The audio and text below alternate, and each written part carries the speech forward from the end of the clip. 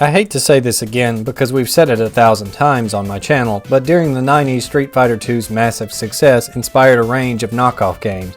When you went to create a fighting game knockoff in the 90s, you pretty much went in two directions depending on what inspired you. If you were chasing Street Fighter II, you made a game like Street Fighter II. If you were chasing Mortal Kombat, you made a game like Mortal Kombat. Or sometimes you tried to make a game as violent as Mortal Kombat with buttons like Street Fighter, as in a 6-button fighter. Some of these knockoff games were actually pretty darn good and were simply just forgotten to time for being knockoffs.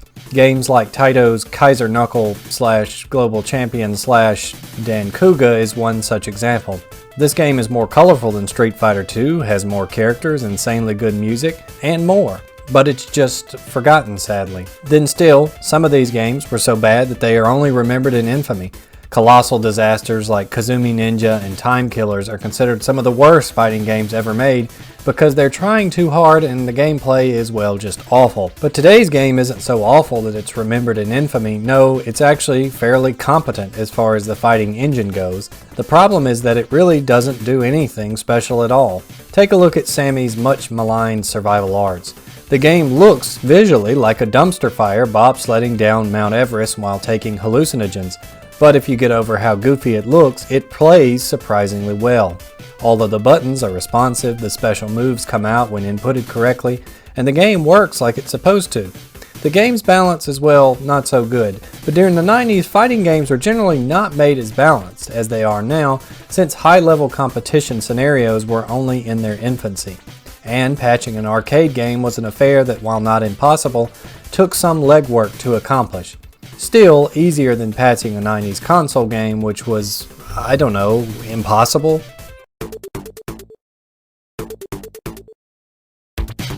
Superior Soldiers, which was released in Nihon as Perfect Soldiers, was created by the legendary shoot-'em-up giant Irem in 1993.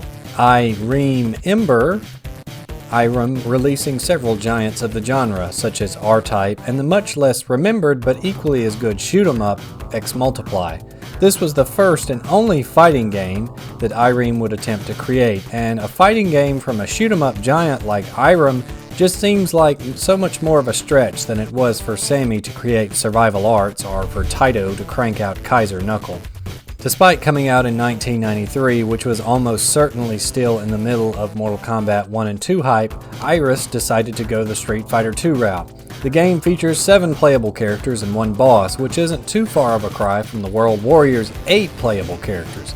In the original World Warrior, 2 of those, Ken and Ryu, were palette swaps, so we can't really be too hard on Irene for this, since each character in Superior Soldiers plays uniquely. At least uniquely to Superior Soldiers. There is a Shoto character who takes his moveset almost verbatim from Street Fighter II's Ken and Ryu. Superior Soldiers, like Street Fighter II, is also a 6-button fighter. It uses standard quarter circles, charge motions, and button combinations to execute special moves, and the character you choose will either play against a human opponent until someone runs out of time and/or money, or against the other characters in the game, plus a boss. It's your standard fighting game arcade mode style experience. It does have one system Street Fighter II The World Warrior didn't have, and that's a universal dash system. Yes, that's right, most fighting games in the modern era feature a backdash or a forward dash of some kind, but this one really only goes one way. If you double tap forwards an opponent, your character will break into a full-out mad dash towards them. You can then attack with a punch or kick at the end of this run to try to land a hit on your opponent. It's an interesting idea to try to speed up the slower paced gameplay of the original SF2, but most of the time you'll just get smacked out of your dash by your opponent. And in particular, if your opponent is the game's AI, you won't ever stand a chance against landing one of these. But we'll talk more about the game's AI soon. Superior Soldier's story takes place in a future post-apocalyptic hellscape 30 years ago in August of 1999. A mysterious energy, simply known as Force, crashes into the Earth and kills 90% of Earth's population.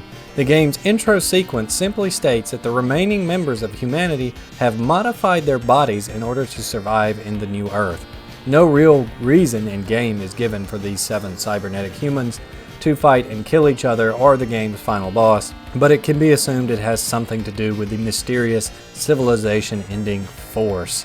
Given that the name of the mysterious Earth-ending force in the plot doesn't even have a real name and it's simply called Force, should show you that the developers of Superior Soldiers care about as much about the plot of this game as you do, despite the fact this game may actually take place in the R-Type universe. More on that later. Like I said earlier, R-Rype added 7 playable characters and 1 boss in the game. The fighting game lives and dies by its cast, and sadly this is probably why Superior Soldiers ended up being forgotten, as its cast is all fairly boring and generic. Most of them fall neatly into previously created fighting game archetypes, and they don't do anything different. Superior Soldiers Perfect Soldiers is also fairly plain graphically. Some of the stages and backdrops and settings are interesting enough, I suppose, but it lacks the garish ugliness of survival arts, the vibrancy of Kaiser Knuckle, the visceral impact of Mortal Kombat.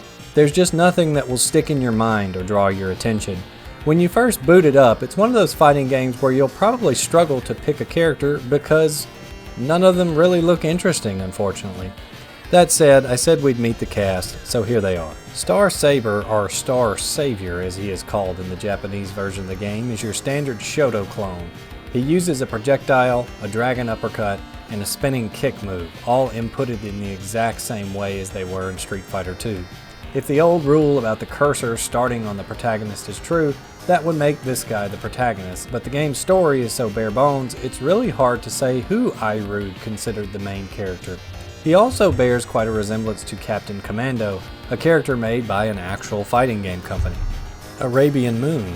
While most of the other characters in the game remodeled themselves with circuitry and machinery on the outside, Arabian Moon must have put all of hers on the inside, because she's pretty much a bikini lady who fights somewhat similar to Chun-Li. If you look for information about this game on the internet, she's the most common character you'll see turn up. Wonder why that was. If you go by the biggest character on the poster is the protagonist rules, Meltdown is the protagonist, but again, who knows what iCat was thinking when they made this game. Meltdown fights in front of a nuclear power plant, so he definitely has a theme going on. If there's one thing I hate in fighting games, particularly in 2D ones, it's multi-hit throws, and this guy has a multi-hit backdrop, which does a ton of damage. He gets a projectile too, which runs along the ground and must be blocked while ducking. AI Meltdown is truly a terror, and probably the one you'll remember fighting the most. Caddy Docks, also known as Broadway, is a club dancer lady who wears boots, gloves, and a one-piece swimsuit, which is apparently where all her cybernetics are stored. Her stage is in what appears to be some sort of club rave situation with the game's title screen outside in the distance.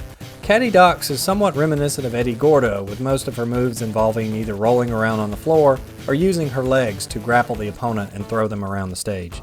Bushido, and his name is spelled differently depending on which version of the game you play, is a cybernetic samurai from Japan. His stage is one of the better ones, taking place outside Mount Fuji in Japan. If comments on my previous videos are to be believed, then this guy is also top tier in the game, competitively speaking. His space control is insane, and the CPU will read all of your inputs and lock you down with his moves the moment you dare to press anything. Reptilian, or Dinosaur in the Japanese version, is a lizard man.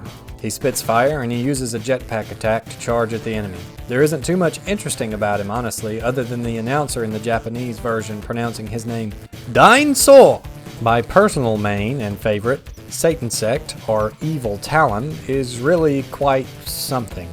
His English name seems to imply he's some sort of mutant bug, while the Japanese version's Evil Talon places more emphasis on his talons and long claws, which the character actually seems quite proud of, as we will see in his ending later. Satan Sect only really has 2 moves, a Psycho Crusher knockoff and a command throw called Chain Stomping. He mainly relies on long-range normals to lock down the opponent. Skull Reaper, or Celius in the Japanese version, is the game's final boss, and to my knowledge completely unplayable without using hacks and main. When you fight him, you never really feel like he's super overpowered like some fighting game bosses, just that the AI is so strong it knows what you're going to try and therefore shuts you down.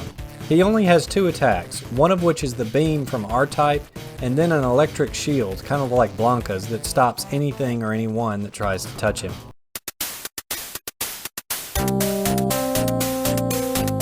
That's our cast of characters, and sadly, none of them really ever surprise, jump out and do anything memorable, or destroy your expectations in any way. I looked online and I wasn't able to find anything official as far as character bios or developer insight on these characters' backstories.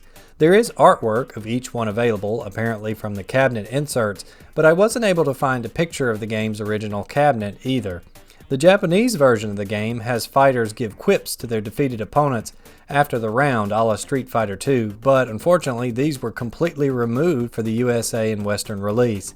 So any scrap of personality these guys have outside of their movesets and themes is totally lost. What about endings, you say? This game has character endings. Surely those endings will give us more insight. Well, I kinda guess sometimes, maybe, in a way. Every ending in the game follows the same format. The body of Skull Reaper collapses and a light comes out of it, declaring itself to be a Bido.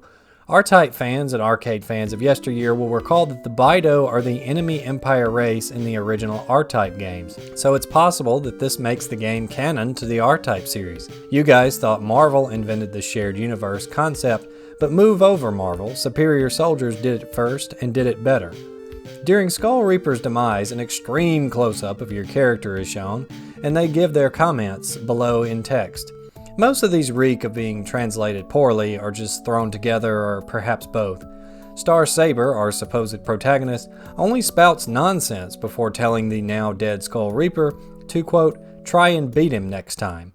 Caddy Docs, on the other hand, her ending is much the same, with her telling the Bido to take another shot at her sometime, with some random text saying that she is much too confident in her own abilities. Meltdown and Bushido have similar endings, with both of them being shaken after the fight despite their victory, wondering what it is they have just encountered.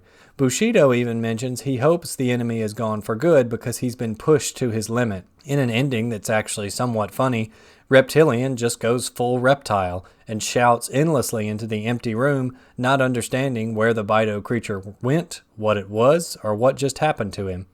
Arabian Moon pretty much says, IDK, my BFF Jill, to the whole situation, with the narrator again showing up and remarking how optimistic she is and that nothing bothers her. Finally, Best Boy Satinsect utters what is one of my favorite nonsense lines from a 90s fighting game, quote, the spirit must be afraid of my nails, before laughing madly into the silence as the credits roll. And wouldn't you know it that if you hack the game to play as Skull Reaper, he has no ending. The game just goes directly to the credits. A good single-player experience in an arcade fighting game is a difficult thing to create. If the game is too easy, players will breeze through it and won't stick around. In the 90s, this likely meant that less people would convert to long-time competitive players. If your game was too hard, however, no one would play the single player at all.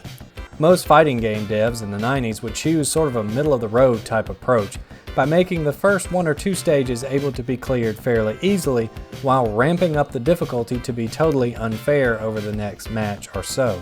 iPod, on the other hand, chose to make Superior Soldiers nearly unplayable. If you know what you're doing, you'll probably make it past the first stage, but after that, the AI begins perfectly countering every single thing you do. And it's not very aggressive either, so it's not very easy to open up a perfect turtle. This makes Superior Soldiers some of the worst fighting game AI ever, in my opinion. It's 100% obvious that it's cheating, and almost no attempt is made to make it look or feel any different. Beating the game, therefore, becomes a matter of finding an attack, special move, or pattern that the computer falls for, and then just repeating it over and over every single match and round. The only difference between each opponent is accounting for that character's particular special moves. Bushido is probably the worst one just because of his range and attack speed. That said, all of the characters will seem insurmountable until you find an exploit pattern that works with your character. A few years back, I posted a tutorial on how to beat this game, and ironically enough, the very low-tier looking Satinsect is the way to go if you just want to beat the game. He has a normal that looks like a basketball dunk, which the computer has no idea how to handle, and will normally just walk right into it, taking damage over and over again until they're dizzied, so you can just repeat this until they're dizzied, and then command throw them to death. Street Fighter II's AI cheated as well, don't get me wrong, and Dan Kuga had the general, but this game doesn't even attempt to hide it. We're hitting Mortal Kombat 2 levels of stubborn AI. If I had to guess, most players who actually managed to play this game in the wild back in the day played it once, got demolished on stage 2, and then just never picked it up again. While there really isn't a competitive scene or a competitive Discord for this game to my knowledge, I did check out what Fightcade replays there were to see if I could glean any kind of information about competitive Superior Soldiers and what it looks like. I also talked to obscure fighting game fan titans Plexo and Kado Bit. I've never actually had to say his name out loud, we'll just call him Kadu BNZY on the Duraku Tenchi Discord. Kadu KBNZY had this to say about Superior Soldiers. I rarely got a chance to have casuals, but as far as I know, Arabian Moon is thought to be the best character owing to her easy infinite. Some characters also have infinites or pretty good tools for neutral though. I also got this comment from Plexo. You can check out his channel on YouTube as well, where he does all sorts of crazy combo videos. Yes, with most of the cast, you want to pressure your opponents with dash attacks, similar to Vampire Savior. There are hard to do infinites, and 100% using that technique. I don't remember his name, but I like the Captain Commando guy as S tier. Those dash attacks have an amazing sound effect. Of course, I believe he was referring to Star Saber, who does indeed bear a strong resemblance to Captain Commando. As far as Fightcade replays, if you go watch the top ones, you'll see a lot of said Arabian Moon as well as Reptilian, oddly enough, with your odd Star Saber thrown in as well. This pretty much lines up with what these guys have said, and those guys have been staples of the Duraku Tenchi community for over 10 years, so I would trust their opinion on Superior Soldiers too.